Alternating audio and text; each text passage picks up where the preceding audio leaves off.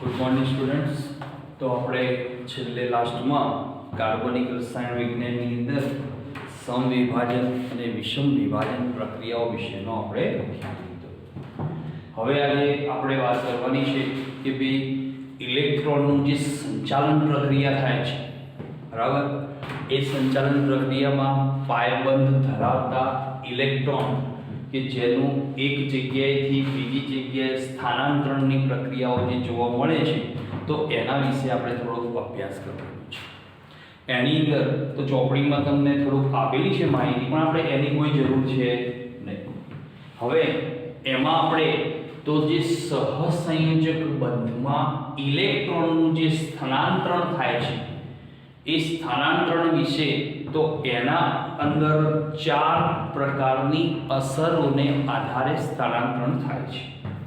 તો 4 પ્રકારની અસરો કઈ રીતે વર્તે છે તો એના વિશે આપણે થોડુંક સમજીએ કે ભાઈ 4 પ્રકારની અસરોમાં તો સૌથી પહેલા તો પ્રથમ અસર છે જેને આપણે નામ આપ્યું છે પ્રેરક અસર તરીકે ઓળખવામાં આવે છે. ઇંગ્લિશમાં એને ઇન્ડક્ટિવ ઇફેક્ટ કહેવાય છે. ઇન્ડક્ટિવ ઇફેક્ટ તરીકે ઓળખવામાં આવતી હોય છે. તો પ્રેરક અસર શું છે તો એના વિશે આપણે સમજીએ. તો અહીંયા કાર્બનિક સંયોજનમાં તો ઘણા બધા અણુઓ છે. એ કાર્બનિક સંયોજનમાં તો જે કાર્બનની શૃંખલામાં જ્યારે કોઈ વધુ વિદ્યુત ઋણતામય પરમાણુ જોડાયેલો હોય, વધુ વિદ્યુત ઋણતા ધરાવતો પરમાણુ કોઈ જોડાયેલો હોય, ત્યારે એ વખતે એની અસર ઉત્પન્ન થાય છે. અને એ જે અસર ઉત્પન્ન થાય તો એના કારણે એની અંદર બંધમાં ધ્રુવીયતા ઉત્પન્ન થાય, એટલે ઇલેક્ટ્રોનના વીજભાર ઘનતાની ખેંચવાની પ્રક્રિયાની શરૂઆત થાય છે. સમજવા માટે હું એને વિધાનમાં લખું છું કે ભાઈ કાર્બનિક સંયોજનમાં રહે કોઈ વધુ વીજ ઋણમય પરમાણુ દ્વારા બંધમાં ધ્રુવીયતા ઉત્પન્ન થાય છે અને જેના દ્વારા ઇલેક્ટ્રોનની વીજભાર ઘનતા આકર્ષિત થવાથી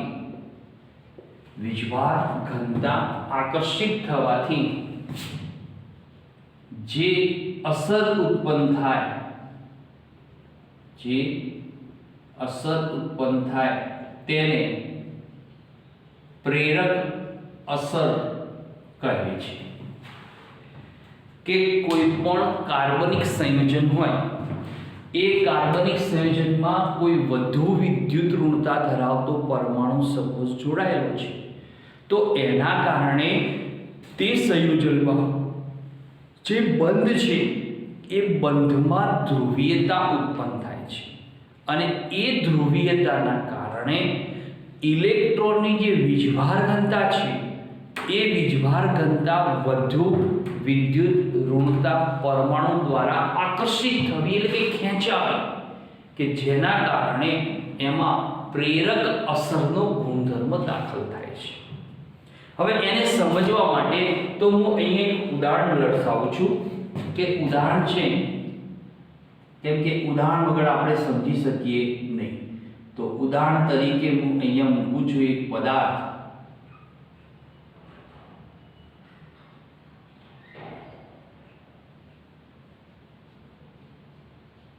1 2 3 4 5 અને 6 3 5 CH2 અને Cl. ચલો મેં એક સંયોજન દર્શાવ્યું છે. મેં અહીંયા સંયોજનમાં તો 6 કાર્બન પરમાણુ વાળું ક્લોરો હેલોજન યુક્ત સંયોજન મૂક્યું છે, એટલે કે ક્લોરોહેક્ઝેન છે. ક્લોરોહેક્ઝેન નામનો પદાર્થ છે. હવે તમે આની અંદર જોઈ શકો કે આ આખો એક ભાગ કાર્બનિક પદાર્થનો છે. આટલો ભાગ કેવો છે? કાર્બનિક પદાર્થનો છે. એના છેડા ઉપર કોણ છે? ક્લોરીન પરમાણુ, કે જેની વિદ્યુત ઋણતા કેવી છે? સૌથી વધારે જોવા મળે છે. હવે આની વિદ્યુત ઋણતા સૌથી વધારે એટલે આની વિદ્યુત ઋણતાની અસર એની સાથે જોડાયેલા કાર્બનના પરમાણુ ઉપર પડે એટલે એની પાસેથી શું કરશે? એ વીજભાર ઘનતાને આકર્ષિત કરે છે. બરાબર? કે કાર્બન અને ક્લોરીન વચ્ચે રહેલું ઇલેક્ટ્રોન યુગ્મ એ વધુમાં વધુ ક્લોરીન તરફ આકર્ષિત થાય. કેમ? કે ક્લોરીનની વિદ્યુત ઋણતા કાર્બન કરતાં અતિશય વધારે હોવાથી આખું ઇલેક્ટ્રોન યુગ્મ આકર્ષિત કરે છે ક્લોરીન પરમાણુ, એટલે એની વીજભાર ઘનતા ક્લોરીન તરફ ખેંચાય છે. હવે આ ક્લોરીનની અસર કેટલા કાર્બન સુધી વર્તે? તો આ ક્લોરીનની અસર કે જે આપણને અહીંયા મેક્સિમમ વધુમાં વધુ 5 કાર્બન સુધી એનું પ્રમાણ જોવા મળતું હોય છે. કે 5 કાર્બન શૃંખલામાં હોય એની પાસેથી વિદ્યુત ઋણતા ખેંચવાનો પ્રયત્ન સૌથી વધારે જોવા મળે છે.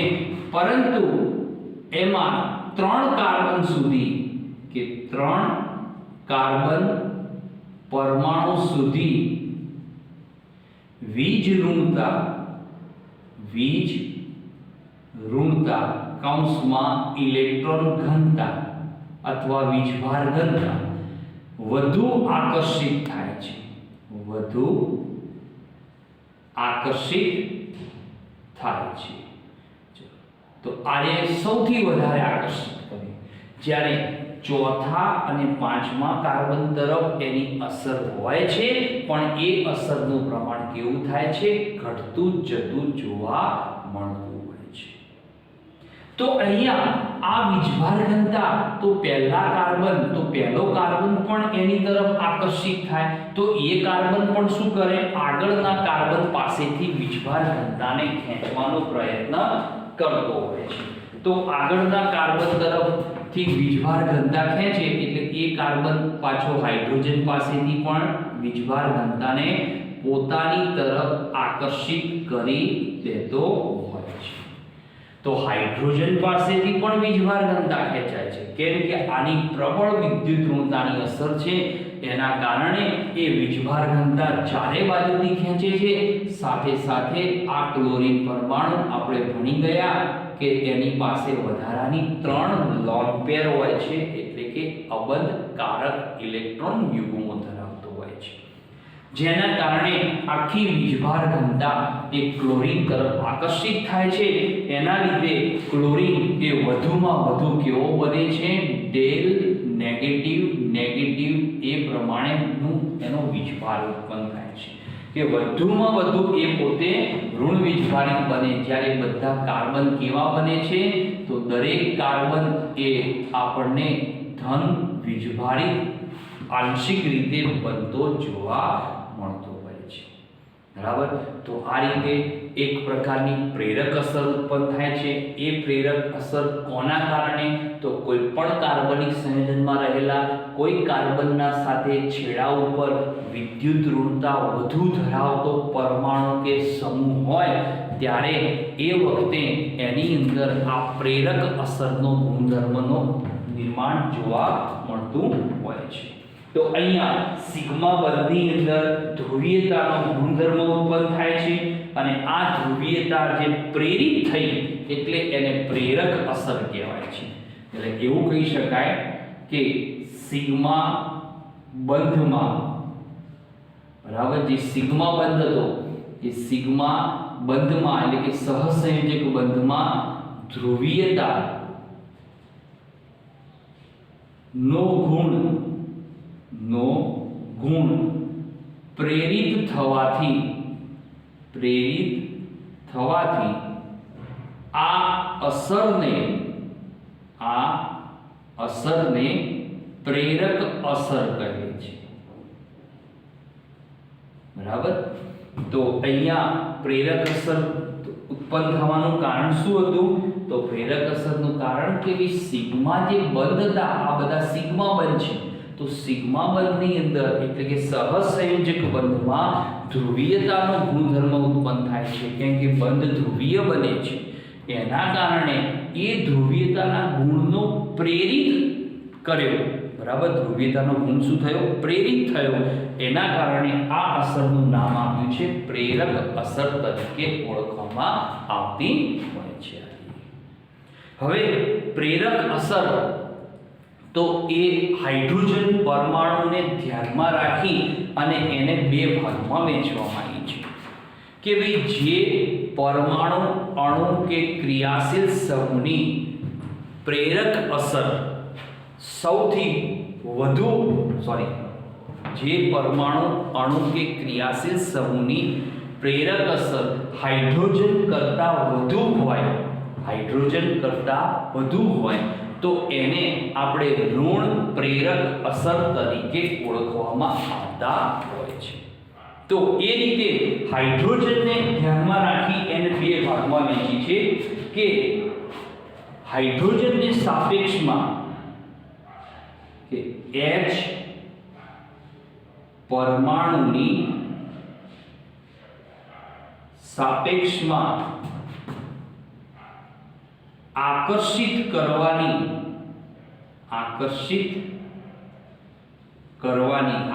કયું કરે? ઇલેક્ટ્રોન યુગ્મ વીજભાર ઘનતા કેને કહેવાય છે, બરાબર। કરવાની ક્ષમતાને આધારે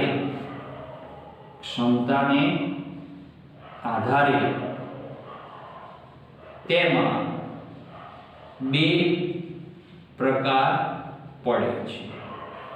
આની અંદર બે પ્રકારોનું નિર્માણ થશે। કયા બે પ્રકારો પડશે?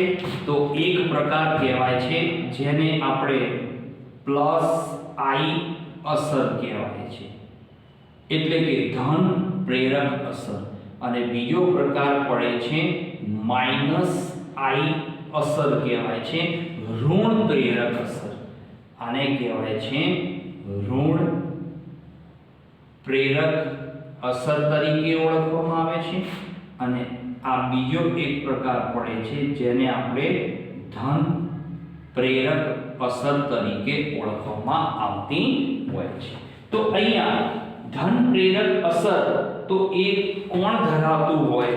તો અહીંયા આપણે યાદ રાખવાનું કે ધન પ્રેરક અસર એ ફક્ત અને ફક્ત ઇલેક્ટ્રોન દાતા સમૂહ ધરાવતા હોય, ઇલેક્ટ્રોન દાતા સમૂહો કે જેની અંદર આપણને શું જોવા મળે છે? ધન પ્રેરક અસર। અને અહીંયા કેવા હોય છે? ઇલેક્ટ્રોન આકર્ષક સમૂહો હોય છે, ઇલેક્ટ્રોન આકર્ષક સમૂહો એ ઋણ પ્રેરક અસરનું નિર્માણ કરતા હોય છે। તો અહીંયા ઇલેક્ટ્રોન દાતા સમૂહ કેવા પ્રકારના હોય? તો ઇલેક્ટ્રોન દાતા સમૂહ તો અહીંયા આપણા અભ્યાસક્રમની અંદર તો આપણે ભણી ગયા છે આલ્કાઇલ સમૂહ, તમને ભણાવી દીધા। દરેક આલ્કાઇલ સમૂહ એ કેવો છે? ઇલેક્ટ્રોન દાતાની અસર ધરાવે છે। એમાંય તમારે ક્રમ યાદ રાખવાનો કે જેમાં ક્રમમાં આ રીતે ક્રમ યાદ રાખવાનો કે CH3 થ્રાઇસ C, બરાબર, CH3 થ્રાઇસ C આ ટાઈપનો જે આલ્કાઇલ સમૂહ છે એની પ્રેરક અસર સૌથી વધારે હોય, ઇઝ ગ્રેટર ધેન આ કઈ ધન પ્રેરક અસરનો ઉતરતો ક્રમ છે, યાદ રાખજો। આ કયો છે? તૃતીયક બ્યુટાઇલ સમૂહ છે, આપણે જે ભણી ગયા તમે, બરાબર। તો તૃતીયક બ્યુટાઇલ સમૂહ is greater than CH3 twice CH, બરાબર, 1 2 3 અને 4 ઇઝ ગ્રેટર ધેન આ કયો થયો? આઇસોપ્રોપાઇલ સમૂહ is greater than CH2 CH3, એટલે કે ઇથાઇલ સમૂહ ઇઝ ગ્રેટર ધેન મિથાઇલ સમૂહ અને ઇઝ ગ્રેટર ધેન H પર કે હાઇડ્રોજન પરમાણુની સાપેક્ષમાં જેમની ઇલેક્ટ્રોન આકર્ષિત કરવાની ક્ષમતાને આધારે તો ધન પ્રેરક અસર, ઋણ પ્રેરક અસરમાં એનું વિભાજન કર્યું છે. એમાં ધન પ્રેરક અસરમાં કેવા સમૂહ આવશે? ઇલેક્ટ્રોન દાતા સમૂહ કહેવાય છે. તો આપણે ભણી ગયા તૃતીયક આપણે બ્યુટાઇલ સમૂહ છે, આ આઇસોપ્રોપાઇલ સમૂહ છે, ઇથાઇલ છે, મિથાઇલ છે. એટલે કે મિથાઇલ તરફ જાઓ એમ ઇલેક્ટ્રોન દાતાની અસર ઘટતી જતી જોવા મળતી હોય છે. બરાબર. તો આ થયો તમારો ઇલેક્ટ્રોન દાતા સમૂહના જે અણુઓ છે અથવા આપણે ક્રિયાશીલ સમૂહ છે તો એમનો આ એકબીજાની સાપેક્ષમાં ઇલેક્ટ્રોન દાન કરવાની જે ક્ષમતા છે એના આધારે ધન પ્રેરક અસરનો એમનો ક્રમ આપેલો છે. ચલો ઋણ પ્રેરક અસરમાં વાત કરી કે ભાઈ ઋણ પ્રેરક અસર એટલે એને કહેવાય છે ઇલેક્ટ્રોન આકર્ષક સમૂહો તરીકે ઓળખવામાં આવતા હોય છે. તો ઇલેક્ટ્રોન આકર્ષક સમૂહમાં કોણ આવશે? તો ઇલેક્ટ્રોન આકર્ષક સમૂહમાં સૌથી મોટો ઇલેક્ટ્રોન આકર્ષક સમૂહ છે NO2 is greater than, પછી આવશે SO3H is greater than, COOH is greater than, COOR is greater than, cyanide is greater than, OR એટલે આલ્કોક્સી સમૂહ. બરાબર. આ બધા કેવા છે? ઇલેક્ટ્રોન આકર્ષક સમૂહોનો ગુણધર્મ આની અંદર જોવા મળતો હોય છે. બરાબર. તો આ બધા ઇલેક્ટ્રોન આકર્ષક સમૂહો છે. બરાબર. તો એની અંદર કે જે ઋણ પ્રેરક અસરનું નિર્માણ કરતા જોવા મળતા હોય છે અને એ કોની સાપેક્ષમાં આકર્ષિત કરવાની ક્ષમતા છે? એની હાઇડ્રોજન પરમાણુની સાપેક્ષમાં એના બે ભાગની અંદર આ રીતે વહેંચણી થતી હોય છે. બરાબર. તો અહીંયા તમને ચોપડીની અંદર તો પ્રેરક અસરમાં કોયડા નંબર 12.4 અને 12.5 આપ્યો છે. સમજવા માટે છે, આપણે કંઈ બધું એમાં પૂછાતું નથી હોતું, પણ આપણે આ પ્રેરક અસરને એનું અર્થઘટન તો બુકમાં તમને આપ્યું છે. મેં અર્થઘટન દર્શાવ્યું નથી, થિયોરેટિકલ થિયરી છે એટલે એમાં મેઇન પોઈન્ટ તમને આયા સમજાયા છે. બાકીનું અર્થઘટન આપણી મૌલિક ભાષામાં લખી શકાય છે. ત્યાર પછી નેક્સ્ટ તો બીજા પ્રકારની જે અસર જોવા મળે છે તો એ સેકન્ડ જે અસર છે, સેકન્ડ અસર જે છે એનું નામ છે, બીજા પ્રકારની અસર એનું નામ છે તો અહીંયા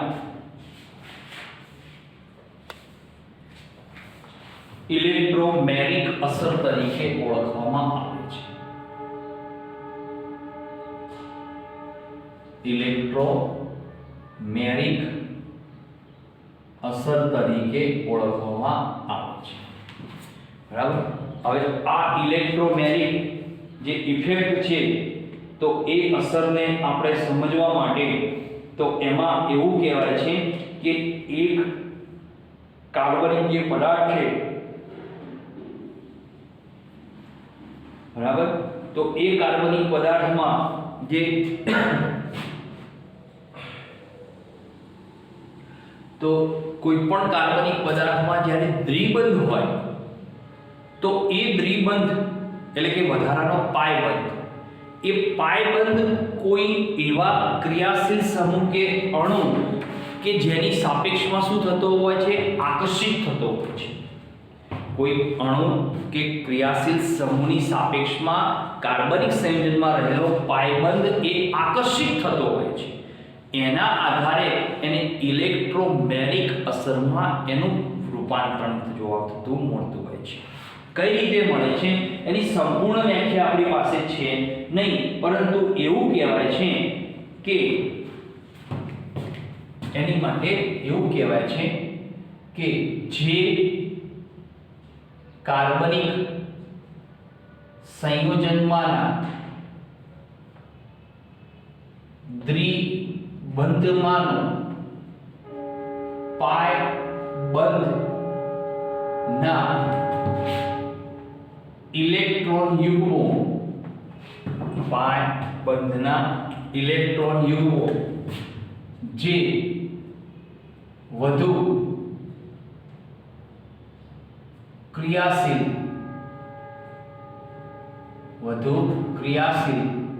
અણુ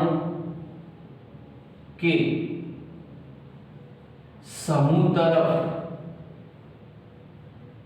વીજ ઋણતાના તફાવતને લીધે આકર્ષિત થાય તેને ઇલેક્ટ્રોમેરિક અસર કહે છે.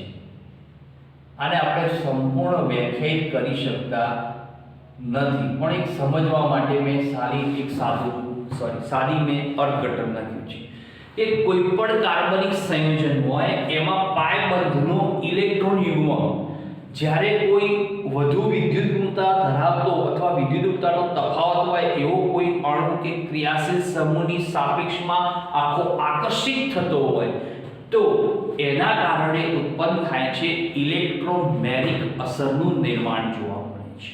હવે આ જે ઇલેક્ટ્રોમેરિક અસર જે જોવા મળે છે એને આપણે ઇલેક્ટ્રોનનું જે સ્થાનાંતરણ થાય એટલે આપણે ઇલેક્ટ્રોનને તીર વડે દર્શાવવામાં આવે છે કે ઇલેક્ટ્રોન આખું યુગ્મ કોની તરફ આકર્ષિત થાય છે તો જેની તરફ જતું હોય એની તરફ આપણે તીરની ચિહ્ન વડે દર્શાવવામાં આવે છે, જે ઘણી વખત મેં દર્શાવેલું છે. આપણે તો એનો આપણે ઉપયોગ કરવાનો છે અને આ જે અસર છે એને આપણે બે ભાગમાં વહેંચીએ છીએ. તો બે ભાગની અંદર કેવી ધન પ્રેરક અસર તરીકે ઓળખાય છે, ધન ઇલેક્ટ્રોમેરિક અસર, ધન ઇલેક્ટ્રોમેરિક અસર જેને આપણે પ્લસ ઈ અસર તરીકે ઓળખવામાં આવે છે. અને બીજી પ્રકાર પડે છે ઋણ ઇલેક્ટ્રોમેરિક અસર. હવે ધન ઇલેક્ટ્રોમેરિક અસર એટલે શું કહેવામાં આવે છે કે ભાઈ પાયબંધના ઇલેક્ટ્રોન યુગ્મનું સ્થાનાંતરણ જે પરમાણુ તરફ થાય, બરાબર, તો હુમલો કરનાર પ્રક્રિયકની તરફ થતું હોય તો એને ધન ઇલેક્ટ્રોમેરિક અસર કહેવાય છે કે ભાઈ જે કાર્બનિક સંયોજનમાં ના પાય ઇલેક્ટ્રોન યુગ્મનું સ્થાનાંતરણ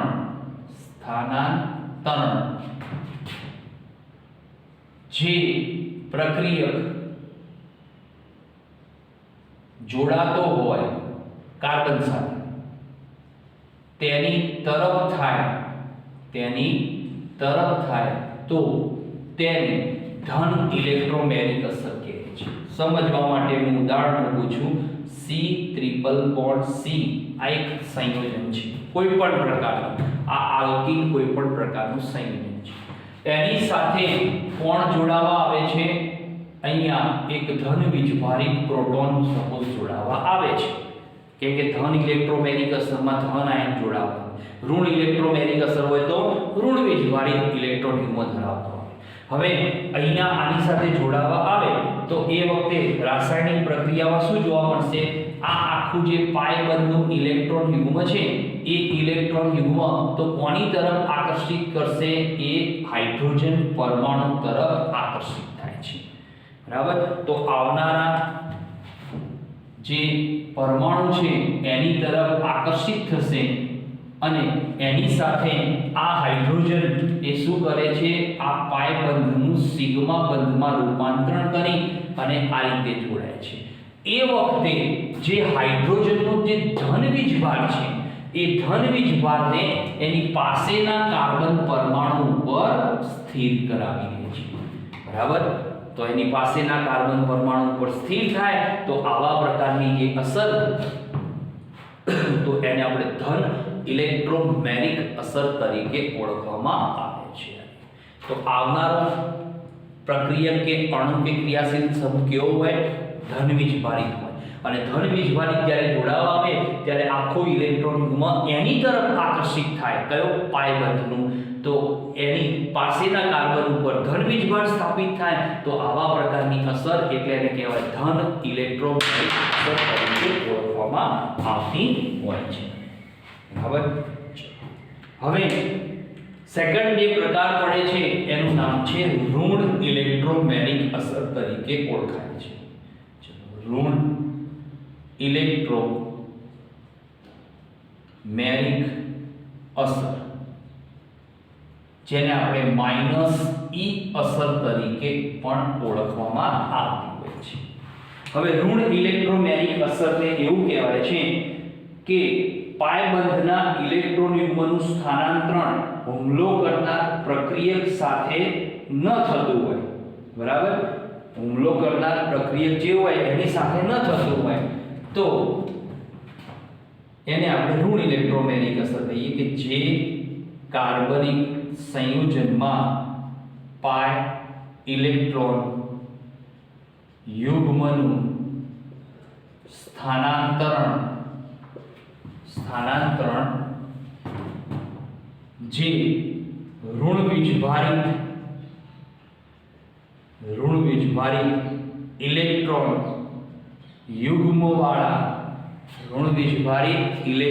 યુગ્મવાળા ક્રિયાશીલ સમૂહ તરફ ન થાય, ક્રિયાશીલ સમૂહ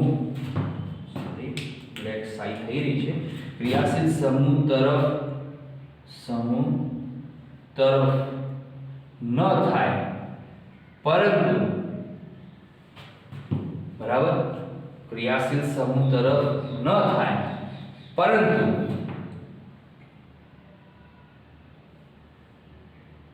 પરંતુ પાસેના કાર્બન પરમાણુ પર થાય તેને ઋણ ઇલેક્ટ્રોમેગ્નેટિક અસર કહે છે. સમજવા માટે જો હું ઉદાહરણ દઉં છું, C ટ્રિપલ બોન્ડ C પાયબંધ વાળું ઉદાહરણ, એની સાથે હું અહીંયા ઋણ વીજભારિત, તો એ આ એક સાયનાઇડનો ક્રિયાશીલ સમૂહ છે. બરાબર. સાયનાઇડનો ક્રિયાશીલ સમૂહ છે. હવે આ સાયનાઇડ ક્રિયાશીલ સમૂહ છે એની આપણે વાત કરીએ તો આની અંદર હવે તમે જોઈ શકો કે આ પોતે આખું ઇલેક્ટ્રોન યુગ્મ ધરાવે છે, ઋણ વીજભારિત છે. આ પાયબંધનું ઇલેક્ટ્રોન યુગ્મ. તો હવે શું થશે કે જો આ ઇલેક્ટ્રોન યુગ્મ આ કાર્બન પરમાણુ સાથે સપોઝ જોડાય તો આ આખો પાયબંધ એના નજીકના કાર્બન પરમાણુ પર સ્થિર થઈ જશે. બરાબર. કેમ કે આવનારો આખો CN એટલે કે ક્રિયાશીલ સમૂહ અથવા અણુ કે પ્રક્રિયક એ શું ધરાવે છે? ઋણ વીજભારિત ઇલેક્ટ્રોન યુગ્મ. અને એ ઋણ વીજભારિત ઇલેક્ટ્રોન યુગ્મ આ કાર્બન સાથે જો બંધ બનાવે તો અહીંયા રહેલો પાયબંધ એની નજીકના કાર્બન પરમાણુ પર એની વીજભાર ઘનતા શું કરે છે? સ્થિર કરી દે છે. એના કારણે અહીંયા આપણને તો અહીંયા પ્રક્રિયા થાય એટલે આપણને આ ટાઈપનું જોવા મળશે, સિંગલ બોન્ડ C. બરાબર. હવે આની સાથે કોણ જોડાય છે? તો CN જોડાયો છે. એ આ CN અહીંયા જોડાયો. સમજો. હવે CN એ શું કર્યું? આખું ઇલેક્ટ્રોન યુગ્મ આપ્યું છે. એટલે આ કાર્બને સ્વીકાર્યું. એ વખતે આ કાર્બન પરમાણુ ઉપર એ આખું ઋણ વીજભારિત ઇલેક્ટ્રોન યુગ્મ અહીંયા જતો, એટલે કે ઋણ વીજભાર પેલી બાજુ જતો રહેશે. બરાબર. તો પેલા કાર્બન પરમાણુ ઉપર શું થયું? ઋણ વીજભારિત ઇલેક્ટ્રોન યુગ્મ પ્રસ્થાપિત થાય છે. તો આવા પ્રકારની જે અસરનો ગુણધર્મ એને ઋણ ઇલેક્ટ્રોમેગ્નેટિક અસર તરીકે ઓળખવામાં આવે છે. પણ તમે બંને પ્રકારની અસર જુઓ. બરાબર. કઈ? પ્રેરક અને ઇલેક્ટ્રોમેગ્નેટિક. આ બંને એકબીજાથી વિરુદ્ધ જોવા મળે છે. આ બંને એકબીજાથી કેવી છે? વિરુદ્ધ રીતે વર્તે છે. કેમ કે આ સિગ્મા બંધના સ્થાનાંતરણની અંદર પ્રક્રિયા થાય છે. આની એ કયા બંધનું? પાય બંધના ઇલેક્ટ્રોન યુગ્મની સ્થાનાંતરણની પ્રક્રિયા જોવા મળતી હોય છે. બરાબર. ઓકે. ત્યાર પછી નેક્સ્ટ તો એની અંદર આપણા અભ્યાસક્રમમાં તો ત્રીજો પ્રકાર આપેલો છે એ ત્રીજા પ્રકાર વિશેનો આપણે અભ્યાસ કરવાનો છે કે જેની અંદર સંસ્પદન અસર તરીકે ઓળખાય છે। તો અહીંયા મોસ્ટ આઈએમપી આ એક અસર છે કે જેની અંદર તમને સૌથી વધુ પ્રશ્ન પૂછી શકાય છે અથવા કોઈ પણ અણુ કે આયન આપ્યો હોય એમાં સંસ્પદન અસર તમારે સમજાવવામાં આવતી હોય છે। ચલો એના પછી નેક્સ્ટ ટોપિક છે સંસ્પદન અસર તરીકે ઓળખાય છે। આ સંસ્પદન અસર એનું બીજું નામ છે મેસોમેરિક અસર પણ કહેવાય છે। તમારી બુકમાં લગભગ નામ નથી આપ્યું, જૂની બુકમાં આપેલું હતું, મેસોમેરિક અસર તરીકે પણ ઓળખવામાં આવતી હોય છે। હવે સંસ્પદન અસર તો એ કોની અંદર જોવા મળે તો ભઈ સૌથી પહેલા સમજી લઈએ કે ભઈ સંસ્પદન અસર તો જોવા મળવાનું કારણ શું છે। તો એની માટે બે વસ્તુ જોઈએ। એક, સંસ્પદન ક્યારે થાય કે અણુ કે આયનમાં શું હોવું જોઈએ? પાય બંધ હોવો જોઈએ, બરાબર। એક શરત આ રહી અને બીજી શરત છે, બરાબર, બીજી શરત શું છે કે અણુ કે આયનમાં કોઈ પણ એક પરમાણુ પાસે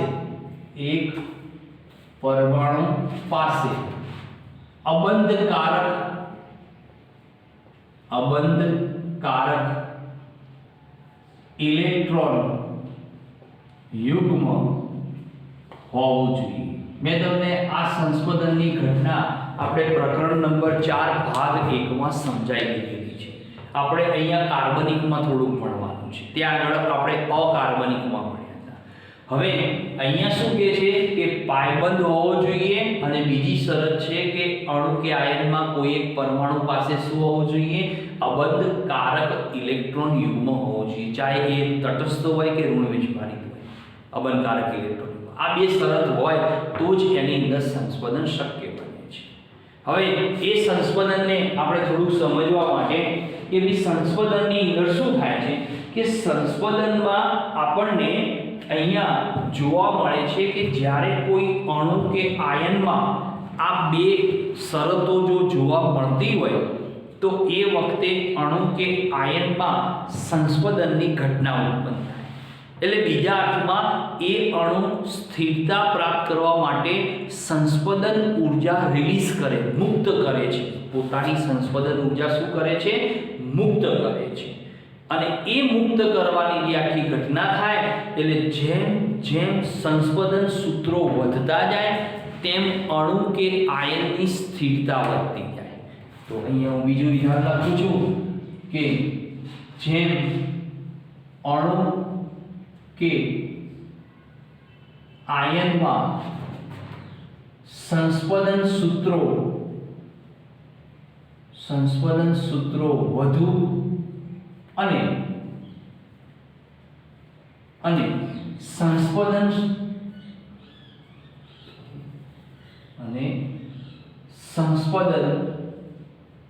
ઊર્જા ઓછી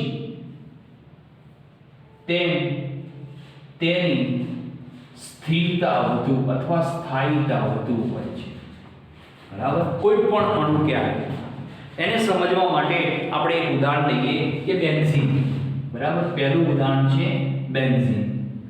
આપણે સેકન્ડ આના પછીના ચેપ્ટરમાં આનો અભ્યાસ કરવાનો છે કે બેન્ઝીન તો આ રીતે હોય છે, જોઈ લો કે CH triple bond CH double bond CH single bond CH single bond CH double bond CH। આ ટાઈપનો અણુ એટલે એને બેન્ઝીન કહેવાય છે। હવે આ બેન્ઝીનને આપણે આ રીતે દર્શાવીએ છીએ, બરાબર, કે એની અંદર કાર્બન અને હાઇડ્રોજન એકાંતરિત ડબલ બોન્ડ એકાંતરિત ડબલ બોન્ડ આ રીતે ગોઠવાયેલો છે, એકાંતરિત। હવે તમે જુઓ કે આ અણુમાં આને આપણે ડિટેલમાં ભણવાના છીએ કઈ રીતે બને. આપણે હાલ સંસ્પંદન વિશેનો ખ્યાલ કે ભાઈ આ અણુમાં પાય બંધ રહેલા છે. તો હવે તમે આની અંદર સંસ્પંદન શક્ય બને કે ભાઈ અહીંયા જે પાય બંધ છે આ પાય બંધ સ્થાનાંતરણ કરીને અહીંયા આવશે. આ પાય બંધ સ્થાનાંતરણ કરી આ બે કાર્બન વચ્ચે આવે અને આર્યો પાય બંધ અહીંયા બે કાર્બન વચ્ચે સ્થાનાંતરિત થાય તો એમાંથી આપણને બીજું એક સંસ્પંદન સૂત્ર મળશે. એમાંથી આપણને શું મળશે? બીજું એક સંસ્પંદન સૂત્ર પ્રાપ્ત થાય છે. એની અંદર તો હવે તમે જુઓ પાય બંધ ક્યાં આવ્યો? તો આ બે કાર્બન વચ્ચે, પછી આવ્યો આ બે કાર્બન વચ્ચે, પછી આવે છે આ બે કાર્બન વચ્ચે. બરાબર. તો એ વખતે જે ડબલ બોન્ડ છે એની બંધ લંબાઈ, તો એની બંધ લંબાઈના મૂલ્યમાં કોઈ ફેરફાર થતો નથી હોતો. કે અહીંયા પુનઃ ફરીથી સંસ્પંદન થાય તો આ પાયબંધ અહીંયા આવશે, આ પાયબંધ અહીંયા આવશે, આ પાયબંધ અહીંયા આવે એટલે આમાંથી આર્યુ સૂત્ર આપણને પાછું મળે છે. એટલે કે સંસ્પંદનના કેટલા સૂત્રો મળશે? બેન્ઝીનમાં 2 મળે છે. કે ભાઈ બેન્ઝીન તો C6H6 કહેવાય, એનું અણુ સૂત્ર છે બેન્ઝીનનું C6H6. એનું સ્વરૂપ આ રીતનું છે, આ મેં દર્શાવ્યું આ રીતનું સ્વરૂપ છે. આ સ્વરૂપને આપણે આ રીતે પણ દર્શાવી શકીએ છીએ. બરાબર. હવે એમાં તમે જુઓ કે એકાંતરિત શું છે? દરેક બે કાર્બન વચ્ચે ડબલ બોન્ડ છે, એકાંતરિત. હવે એ એકાંતરિત પાય બંધ અંદર ને અંદર ફરે છે, અંદર ને અંદર ફરે છે એટલે એ મૂવમેન્ટમાં આવે. આ પાય બંધ અહીંયા જાય, આ અહીંયા આવે, આ અહીંયા આવે તો આર્યુ સૂત્ર બને. ફરી પાછો એનું મૂવમેન્ટ થાય તો આમાંથી આર્યુ સૂત્ર બને. તો આ બે સૂત્રો એકબીજામાં કેવા છે? પરિવર્તનશીલ તરીકે ઓળખાય. એટલે એમને સામસામે આ તીરનું ચિહ્ન દર્શાવે છે કે બંને સૂત્રો એકબીજામાં પરિવર્તનશીલ હોય છે. હવે આનું ત્રીજું સંસ્પંદન સૂત્ર બનતું નથી. તો એ વખતે સંસ્પંદનના કારણે અહીંયા જે બે કાર્બન પરમાણુ છે એમની વચ્ચે જે દ્વિબંધની લંબાઈ છે અને કાર્બન કાર્બન વચ્ચે જે સિંગલ બંધની લંબાઈ છે એમાં કોઈ ફેર પડતો નથી. કેમ કે carbon carbon double bond 154 picometre fix રહે છે, સોરી 139 પિકોમીટર ફિક્સ રહે છે અને કાર્બન કાર્બન વચ્ચે સિંગલ બોન્ડ 154 પિકોમીટર ફિક્સ રહે છે. એની અંદર બંધ લંબાઈમાં કોઈ ફેર પડતો નથી. તો અહીંયા આવી રીતે દરેક અણુઓમાં આ જે ઘટના જોવા મળે છે કે જેની અંદર પાય બંધનું સ્થાનાંતરણ થતું હોય છે. તો અહીંયા સરવાળે આપણે બેન્ઝીનને લખવું હોય તો અહીંયા બેન્ઝીનને આ રીતે દર્શાવવામાં આવે છે. આ રીતે બેન્ઝીનનું ચક્ર દર્શાવવામાં આવે છે. આ અંદર જે ગોળ રાઉન્ડ દર્શાવ્યું છે એ શું કહે છે કે પાય બંધ એ બધા કાર્બન પરમાણુઓ વચ્ચે શું કરે છે? મૂવમેન્ટ કરતો જોવા મળતો હોય છે. અરે બરાબર. તો આ રીતે પાય બંધ એ દરેક કાર્બન જે પરમાણુઓ છે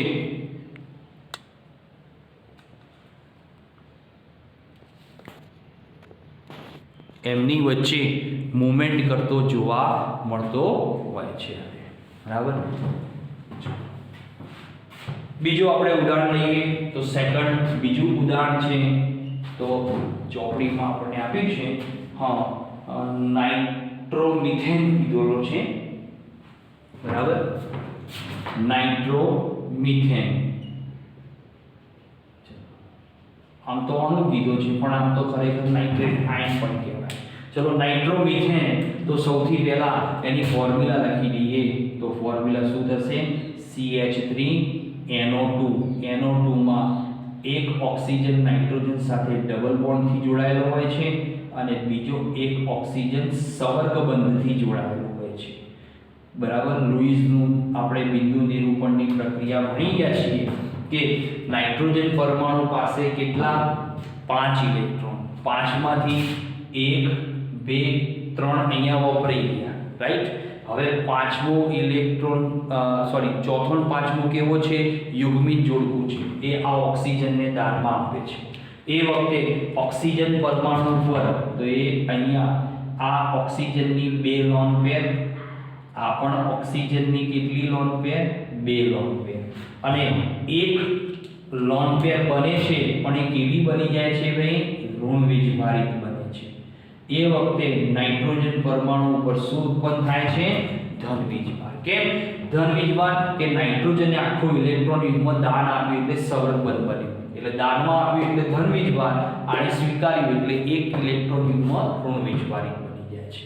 બરાબર. એટલે આમ તમે જુઓ તો પ્લસ માઈનસ 0 થઈ જાય એટલે CH3NO2 નાઇટ્રોમિથેન કેવો છે? અણુ તટસ્થ અણુ તરીકે વર્તે છે. હવે આની અંદર સંસ્પદનની પ્રક્રિયા થશે. સંસ્પદનમાં શું થશે?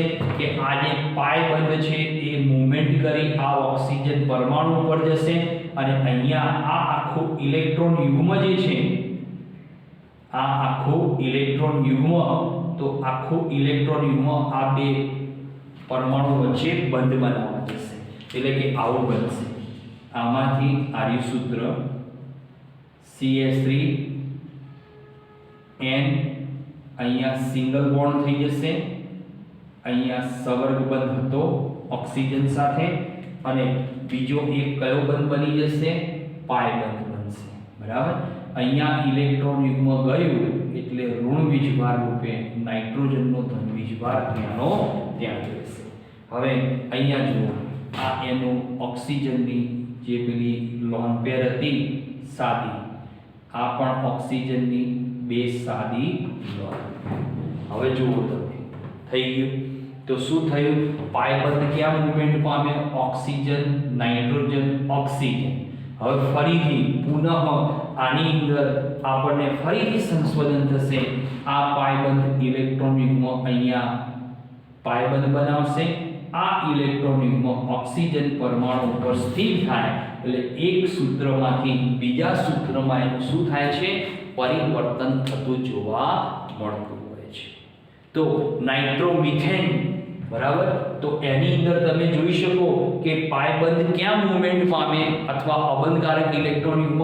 તો oxygen nitrogen oxygen, oxygen nitrogen oxygen, બસ આટલામાં જ મૂવમેન્ટ પામતું જોવા મળતું હોય છે. એટલે ફરતું હોય છે મૂવમેન્ટ પામતું એટલે. બરાબર. તો એના આધારે આ નાઇટ્રોમિથેનમાં આપણને સંસ્પદન સૂત્રોની કેટલી સંખ્યા મળે છે? તો 2 સંસ્પદન સૂત્રો મળે છે. કેટલા મળશે? 2 સંસ્પદન સૂત્રો આની અંદર આપણને પ્રાપ્ત થતા જોવા મળતા હોય છે. બરાબર. ચલો, ત્યાર પછી આપણે વાત કરીએ કે સંસ્પદન બંધારણ જે ઉત્પન્ન થાય તો એની અંદર આ સંસ્પદન જે અસર છે એને તમારે શબ્દ આપ્યો છે મધ્યાવયતા અસર, એટલે મેસોમેરિક અસર કીધી. બરાબર. આ જે સંસ્પદન અસર છે જેને ઇંગ્લિશમાં આપણે રેઝોનન્સ ઇફેક્ટ કહીએ છીએ, તો એની અંદર પણ ધન સંસ્પદન અને ઋણ સંસ્પદન એવા 2 પ્રકારની અસરનું નિર્માણ થતું જોવા મળતું હોય છે. તો એ કઈ રીતે થાય છે તો એ વિશેનો આપણે થોડો અભ્યાસ કરીએ. તો એની અંદર આપણે 2 ઉદાહરણો લઈશું. એમાં એક પ્રકાર પડે છે ધન સંસ્પદન અસર તરીકે ઓળખવામાં આવે છે. એટલે કે જેને પ્લસ R અસર કહેવાય છે. R એટલે રેઝોનન્સ, રેઝોનન્સ એટલે સંસ્પદન અસર કહેવાય છે. તો ધન R અસર કઈ રીતે જોવા મળે તો એને સમજવા માટે આપણા અભ્યાસક્રમમાં તો એનિલિન નામનો અણુ આપ્યો છે. બેન્ઝીન ઉપર NH2 કરેલું છે.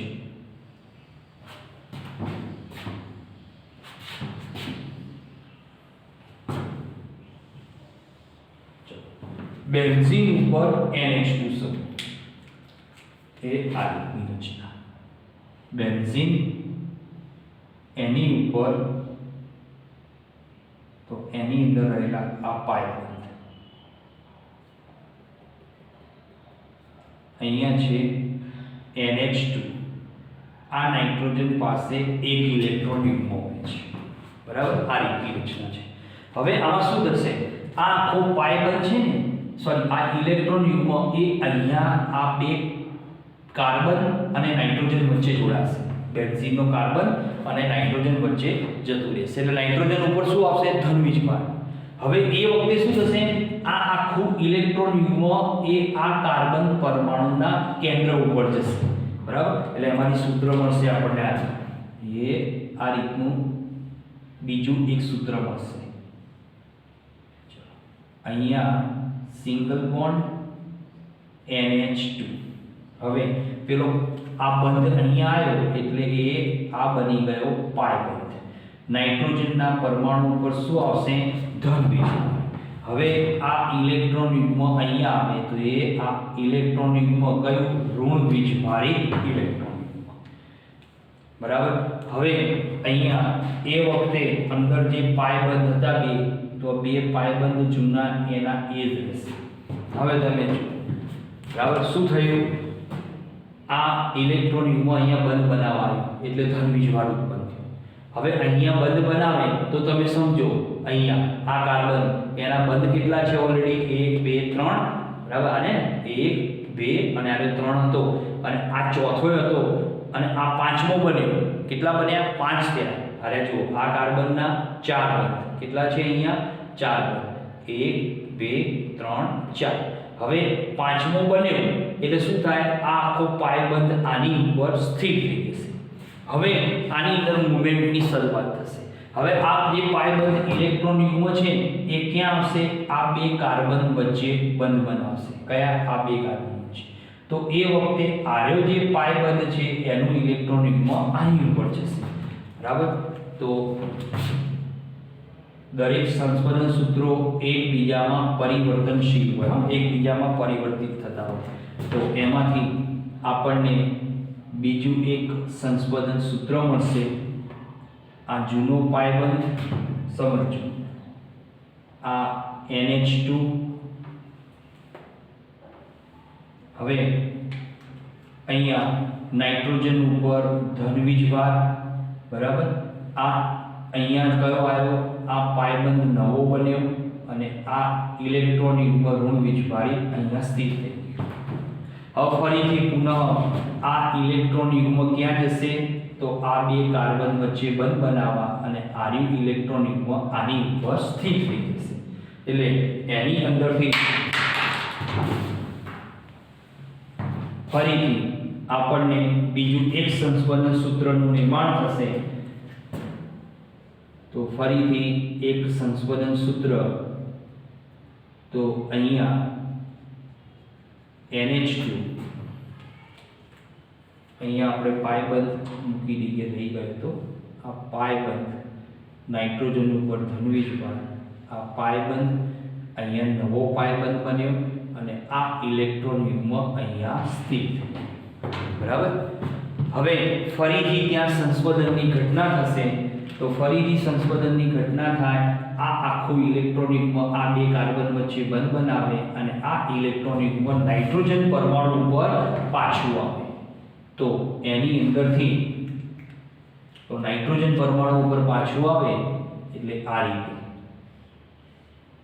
ઓકે એ આ NH2 હવે તમે હવે આ નાઇટ્રોજન પરમાણુ ઉપર ઇલેક્ટ્રોન યુગ્મ પાછું આવ્યું પાયબંધ એક અહીંયા નવો બન્યો અહીંયા આવ્યો બરાબર હવે તમે જોઈ શકો કે પહેલા આપણે એનિલિન લીધો તો એમાં પાયબંધ જુઓ અહીંયા અને અહીંયા હતો હવે જો સંસ્પંદન ઘટના થઈ સ્થાન બદલાઈ ગયું પાયબંધનું બરાબર તો આ રીતે ધન સંસ્પંદનની અસર એટલે કે ધન સંસ્પંદન અસરમાં શું થાય તો જે બેન્ઝીન રિંગ છે આની બેન્ઝીન રિંગ કહેવાય એની ઉપર રહેલા ક્રિયાશીલ સમૂહના પરમાણુ ઉપર ધન વીજભાર સ્થિર રહે ધન વીજભાર કેવો રહે સ્થિર રહે તો એના અંદર ઋણ વીજભાર ઇલેક્ટ્રોન યુગ્મ મૂવમેન્ટ કરે ફરે જાય તો એને કહેવાય ધન સંસ્પંદન અસર તરીકે ઓળખવામાં આવતી હોય છે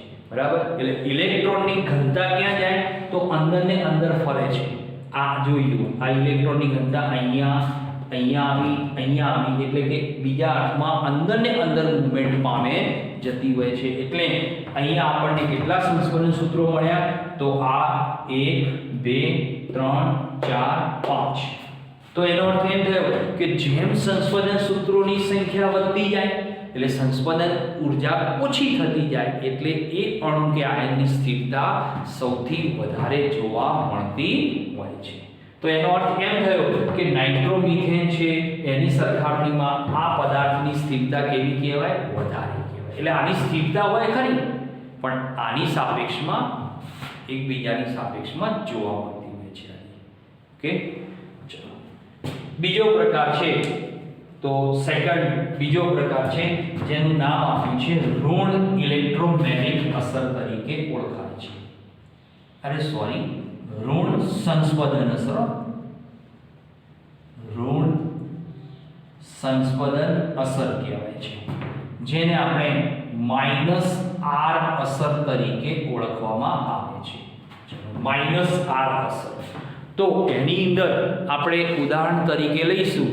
તો ઉદાહરણ તરીકે એમાં આપણે લઈએ તો ચોપડીમાં આપ્યું છે આપણે બેન્ઝીન આપેલું છે, બરાબર. તો નાઇટ્રોબેન્ઝીન નામનો અણુ આપ્યો છે તો જેની અંદર તમને -R અસરની ઘટના જોવા મળે છે, બરાબર. તો નાઇટ્રોબેન્ઝીનમાં આ રીતનો નાઇટ્રોબેન્ઝીન, આની ઉપર N ડબલ બોન્ડ O અને આ સવર્ગબંધ O. સવર્ગબંધ એ સિંગલ બોન્ડ વડે પણ દર્શાવી શકાય છે, બરાબર. હવે એની અંદર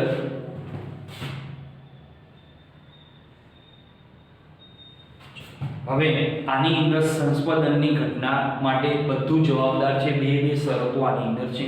તો સૌથી પહેલા શું થશે તો એ આ આખો જે છે ને આ ઇલેક્ટ્રોન યુગમાં ઓક્સિજન પરમાણુ ઉપર સ્થિર થઈ જશે, બરાબર. તો એ વખતે આ જે પાય બંધ છે ને પાય બંધ ક્યાં જશે? આ કાર્બન નાઇટ્રોજન વચ્ચે જતો રહેશે. એટલે એમાંથી કાર્બન નાઇટ્રોજન વચ્ચે જાય, આ બે પાય બંધ ત્યાં રહેશે. આ નાઇટ્રોજન સવર્ગબંધ O, અહીંયા સિંગલ બોન્ડ O થઈ ગયું, બરાબર. હવે તમે જુઓ આ ઓક્સિજન પરમાણુ પર શું આવ્યું? પેલું ઋણ વીજભારી ઇલેક્ટ્રોન યુગ્મ. અહીંયા ડબલ બોન્ડ આવ્યો તો અહીંયા કાર્બનના કેન્દ્ર ઉપર શું ઉત્પન્ન થશે? ધન વીજભાર. તો ધન સંસ્પંદન અસર ઋણ સંસ્પંદન અસર એટલે એમાં શું થાય કે ઋણ વીજભાર છે એક જ પરમાણુ ઉપર સ્થિર થઈ જાય. અહીંયા ધન સંસ્પંદનમાં શું થયું કે ધન વીજભાર એક પરમાણુ ઉપર સ્થિર થઈ ગયું અને ઋણ વીજભાર મૂવમેન્ટ કરે. અહીંયા તમે જુઓ તો ઋણ વીજભાર સ્થિર થયો અને ધન જે વીજભાર છે એ શું કરશે? હવે મૂવમેન્ટ કરશે. તો એના કારણે આ મૂવમેન્ટના કારણે કે હવે મૂવમેન્ટમાં શું થશે? આ પાયબંધ અહીંયા આવશે તો આ ધન વીજભાર અહીંયા જશે. તો એમાંથી આપણને ત્રીજું સંસ્પંદન સૂત્ર મળશે. તો અહીંયા N સવર્ગબંધ O single bond O, આ એનો જૂનો એક પાયબંધ ખરો, બરાબર. હવે આનો પાયબંધ અહીંયા આવ્યો એટલે નવો કહેવાય. આની ઉપર ધન વીજભાર, આ ડબલ બોન્ડ અને આનું ઋણ વીજભારી ઇલેક્ટ્રોનિક બોન્ડ. કોનું? ઓક્સિજન, બરાબર. હવે પુનઃ ફરીથી આની અંદર થશે ઘટના. તો આ જે પાયબંધ છે એ અહીંયા આવશે તો આ ધન વીજભાર આ કાર્બન પરમાણુ પર સ્થિર થશે એટલે એમાંથી આપણને બીજું એક સંસ્પંદન સૂત્ર મળશે. N સવર્ગબંધ O single bond O. અહીંયા આ ઓક્સિજન ઉપર ઋણ વીજભારિત ઇલેક્ટ્રોન યુગ્મ, ડબલ બોન્ડ, અહીંયા ડબલ બોન્ડ અને આની ઉપર ધન વીજભાર. હવે શું થશે? ફરીથી પુનઃ છેલ્લે આ જે પાયબંધ છે એ પાયબંધ અહીંયા પાછો આવશે અને આ ઇલેક્ટ્રોન યુગ્મ અહીંયા પાછું આવે એટલે એમાંથી આપણને બીજું એક નવું સંસ્પંદન સૂત્ર મળશે. આ N સવર્ગબંધ O ડબલ બોન્ડ થઈ જશે અહીંયા, બરાબર. આ ડબલ બોન્ડ થઈ જશે અહીંયા પાયબંધ, બરાબર. અને એ બધા દરેક સૂત્રો એકબીજામાં કેવા છે? પરિવર્તનશીલ જોવા મળતા હોય છે. બરાબર, તો તમે આમાંય પણ જોઈ શકો કેટલા થયા 5 સંસ્પર્ધન સૂત્રો. બરાબર, તો અહીંયા ધન અને ઋણ પ્રકારની જે સંસ્પર્ધન અસરો જે ઉત્પન્ન થાય છે તો એની અંદર તો તમારા અભ્યાસક્રમમાં અમુક અણુઓ આપેલા છે કે જેમાં ધન અસર માટેના યાદ રાખવાના કે પ્લસ આર અસર ઉત્પન્ન કરતા અણુઓ કયા કયા. તો ભાઈ પ્લસ આર અસર અને ઋણ આર અસર ઉત્પન્ન કરતા અણુઓ એ આપણે અહીંયા યાદ રાખવાના છે. પ્લસ આર માં છે હેલોજન, આલ્કોહોલ, આલ્કોક્સી, બરાબર બરાબર, પછી છે એસ્ટર COOR, પછી આવે NH2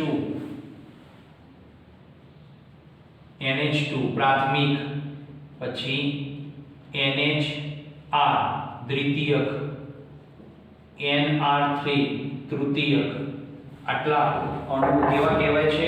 પ્લસ આર અસર તરીકે ઓળખવામાં આવતા હોય છે. હવે માઈનસ આર અસર, તો માઈનસ આર અસર માટે તો એની અંદર તમારે આવશે COOH, આ માઈનસ આર અસર ઉત્પન્ન કરે. NO2 આ જોઈ શકો કે જેને માઈનસ આર અસર ઉત્પન્ન કરી. પછી આવે CHO આલ્ડિહાઇડ સમૂહ, પછી આવે કીટોન, સાયનાઇડ વગેરે. આ બધા કેવા છે? માઈનસ આર અસર ઉત્પન્ન કરતા ક્રિયાશીલ સમૂહો તરીકે ઓળખવામાં આવે છે. એટલે બીજા અર્થમાં આ સમૂહો એ બેન્ઝીન રિંગ સાથે પણ જોડાયા હોય કે આલ્કાઇલ સમૂહ સાથે જોડાયેલા હોય તો એ પ્રમાણે એની અંદર સંસ્પર્ધન અસર બે રીતે ઉત્પન્ન કરે, ધન સ્વરૂપે, ઋણ સ્વરૂપે. તો ધન સ્વરૂપમાં યાદ શું રાખવાનું કે ધન વીજભાર એક બાજુ સ્થિર રહે, ઋણ વીજભાર મૂવમેન્ટ કરે. ઋણ સંસ્પર્ધનમાં શું થાય? ઋણ વીજભાર સ્થિર રહે, ધન વીજભાર મૂવમેન્ટ કરતો હોય છે. આ રીતે એમાં સંસ્પર્ધન ઘટના જોવા મળતી હોય છે. બરાબર, તો અહીંયા આપણે 3 પ્રકારની અસર પૂરી થાય છે. હવે નેક્સ્ટ પિરિયડમાં આપણે હાઇપર કોન્જ્યુગેશન એટલે અતિ સંયુગ્મન નામની અસર જોઈશું અને થોડુંક રાસાયણિક જે પ્રક્રિયાઓ છે એની અંદર આવતા ઇલેક્ટ્રોન અનુરાગી પ્રક્રિયક અને કેન્દ્રાનુરાગી પ્રક્રિયક, આપણે એ બે પ્રકારના પ્રક્રિયકો વિશેનો આપણે થોડો ખ્યાલ લેવાનો છે. બરાબર, તો એ આપણે નેક્સ્ટ પિરિયડમાં લઈશું. એટલે લગભગ હવે 2 કે 3 પિરિયડની અંદર આપણે આ ચેપ્ટર પૂરું થશે. ઓકે, બરાબર. હવે જો તમારે લખવું હોય તો આટલું ધ્યાન રાખજો. આટલો વિભાગ છે આ વિભાગ અહીંયા જુદો પડશે આટલો, બરાબર, અને અહીંયા આ વિભાગ અહીંયા જુદો પડશે આટલો, બરાબર. તો પ્રેરક અસર, ઇલેક્ટ્રોમેગ્નેટિક અસર, સંસ્પર્ધન, એમાં ધન અને ઋણ અને એના ઉદાહરણો સાથે. બરાબર.